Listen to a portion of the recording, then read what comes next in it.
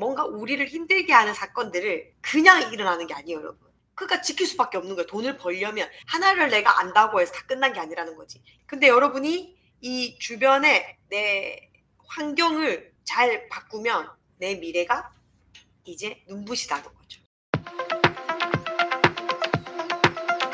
오늘은 지난번에 이어서 두려움의 씨앗은 어떻게 마음속에 자리 잡는가. 우주에서 가장 강력한 힘은 너희 인간들이 신이라 부르는 존재를 통해 건설적인 목적으로 사용될 수도 있고, 너희 인간들이 악마라 부르는 존재를 통해 부정적인 목적으로 사용될 수도 있어.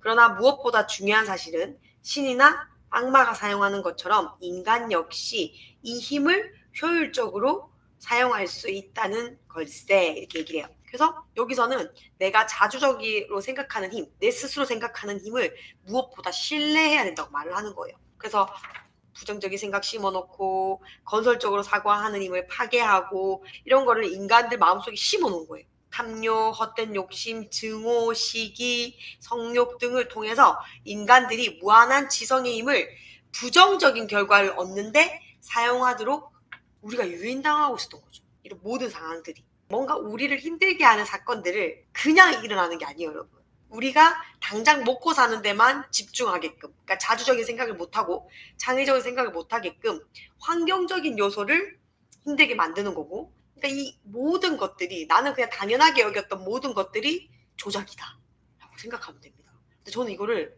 그냥 무의식적으로 알겠는 거예요. 제가 사업을 해보니까 사람들끼리 결국은 다툼이 있을 수밖에 없어요. 일부러 빛과 어둠을 만드는 거지. 그렇게 해서 인간관계에서 굉장히 힘들게 하고, 제가 처음에 그래서 회사를 차렸을 때 남들이 말하는 회사 말고 정말 사랑으로 가득한 회사를 만들어야지 라고 생각하고 시작은 해요, 모든 사장님들이. 근데 그 사람이 들어올 때는 이 사람이 내 마음 같지 않잖아요. 나는 이런 규칙을 만들고 싶지 않은데 이 사람들이 제대로 못하니까 자꾸 규칙이라는 걸 만들게 돼요.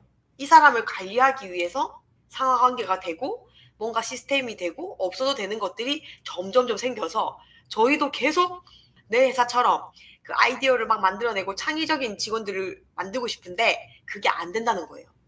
우리가 관계에서는 절대 그게 안 됩니다.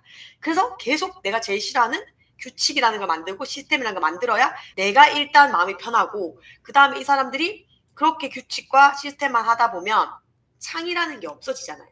그러니까 창의가 없다는 거는 자주적인 생각을 할 수가 없다는 거죠. 그러니까 그것만 잘 지켜야 회사 생활을 하고 월급 받을 수 있는 거지.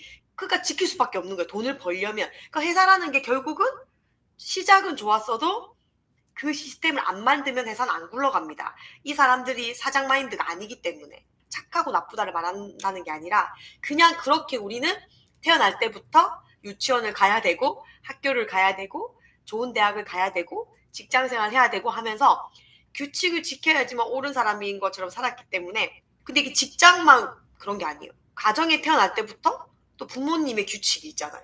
이거 하면 안 되고 저거 하면 안 되고. 그럼 우리는 이제 안 해야 될 거 이런 것만 생각하면서 어릴 때부터 자라기 때문에 또 규칙 속에 살아가잖아요.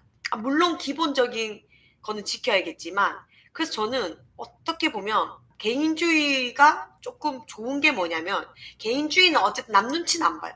남한테 피해 주지 않는 선에서만 개인. 근데 우리는 정문화가 있기 때문에 남 눈치를 많이 보고 남 생각을 많이 하죠. 그러니까 더 우리는 개인주의보다 내 생각을 할 수가 없고, 그러니까 통제 속에서 진짜 어릴 때부터 부모님의 규칙, 학교의 규칙, 군대의 규칙, 그러니까 회사의 규칙, 그러니까 이미 근데 그것도 만든 사람이 있을 거 아니야.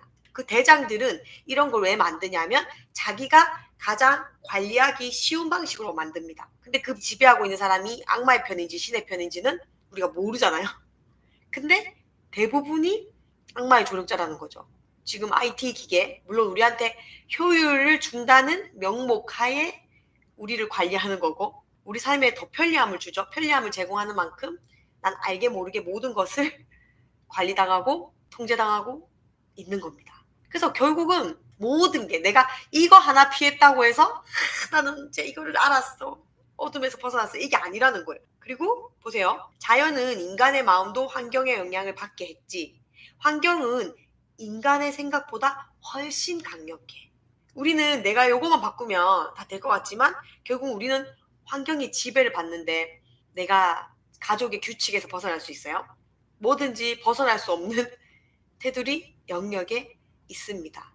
그래서 저는 처음에 제가 생각의 발전, 뭐 마음의 발전 물론 중요한데 하나를 내가 안다고 해서 다 끝난 게 아니라는 거지. 이거 깨달으면 또 다른 환경적인 거가 또 결국 나를 지배하고 있고, 그래서 뒤에 뭐라고 하냐면 특히 아이들은 사고의 힘이 약해서 주변 환경의 영향을 그대로 받지, 그러나 자신만의 생각의 리듬을 만들 수 있는 특권을 가진 유일한 존재가 바로 인간일세.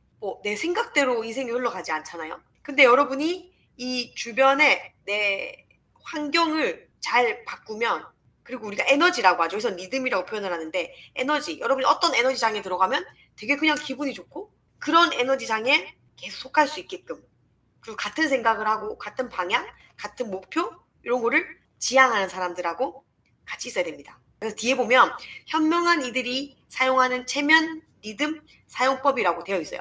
힘, 성공, 부에 대해 생각하는 자는 이러한 것들을 소유할 수 있도록 끌어당기지, 그러나 절망, 실패, 좌절, 낙심, 그리고 빈곤을 생각하는 자는 그가 생각한 그대로 달갑지 않는 힘을 끌어당길 뿐이야.